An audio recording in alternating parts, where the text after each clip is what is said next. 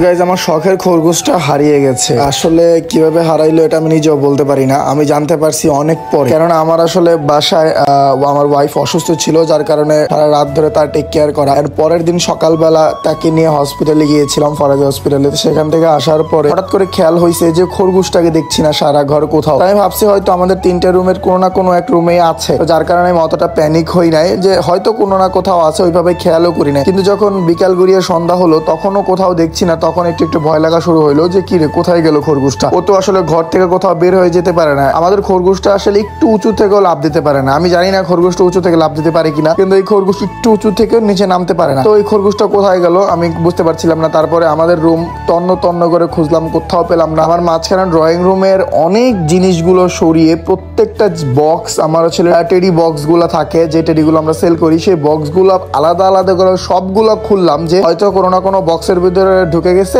এটাও হইতে পারে। তো যার কারণে আমি সবগুলো বক্স খুললাম, খুলে চেক করলাম, কিন্তু তারপরে তাকে খুঁজে পেলাম না। মানে যেখানে যেখানে ঘরের কোনো একটা অংশ বাদ নাই যে আমি তাদেরকে খুঁজেছি, কিন্তু তাকে কোথাও খুঁজে পাই নাই। তারপরে আর কি করার, তারপরে আমি বাসা থেকে বের হইলাম। বাসা থেকে বের হওয়ার পরে আমার 2টা সিঁড়ির মাঝখানে একটা করে ছোট রুম থাকে, ফাঁকা ঘর আছে আমাদের বাসার এই বিল্ডিংটায়। তো প্রত্যেকটা ওই ফাঁকা খোপ গুলোতে আমরা খুঁজলাম, কিন্তু কোথাও পেলাম না। বাইরে খুঁজলাম, কোথাও পেলাম না। বাসার প্রত্যেকটা ফ্লোরে গিয়ে জিজ্ঞেস করলাম, কাউকে খুঁজে পেলাম না। তো এটা আসলে কিভাবে হারাইছে আমার জানা নাই, তবে যতটুকু লজিক্যালি বোঝা যায় যে আসলে খরগোশটা হয়তো আমাদের যে মেইন দরজা আছে, যেটাতে আমার বাসা ঘর থেকে বের হইতো, ওই দরজাটা সম্পূর্ণভাবে লাগে না, মাঝে মাঝে জোরে চাপ দেওয়ার পরে ওটা খোলাই থেকে যায়। তো আমার মনে হয় এমন হইতে পারে যে ওইটা হালকা একটু খোলা ছিল আর সকাল সকাল বের হয়ে গেছে। আমি জানি না, হয়তো বা কেউ নিয়ে গেছে। এছাড়া আমাদের এখান থেকে খরগোশ হারানোর কোনো ওয়ে আর নাই, কেননা এই খরগোশ আমাদের বাসায় অন্য কোনো কুকুর বিড়াল আসতে পারে না। কুকুর তো আসেই না, অসম্ভব। আছে প্রায় 2 বছর হয়ে গেছে, এখন পর্যন্ত আমি কুকুর দেখি নাই যে আমাদের বাসায় মানে উপরে উঠছে।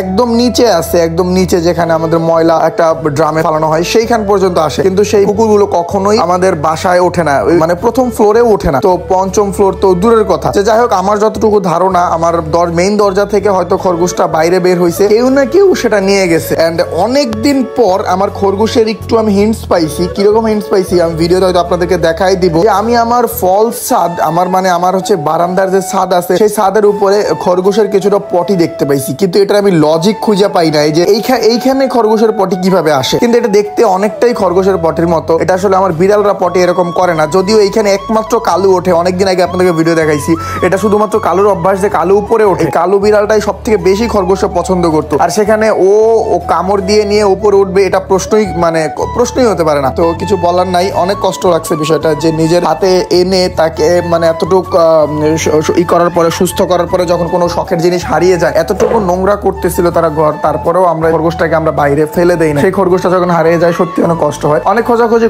করাও পাই নাই। এই ছিল আমার খরগোশের লাস্ট আপডেট।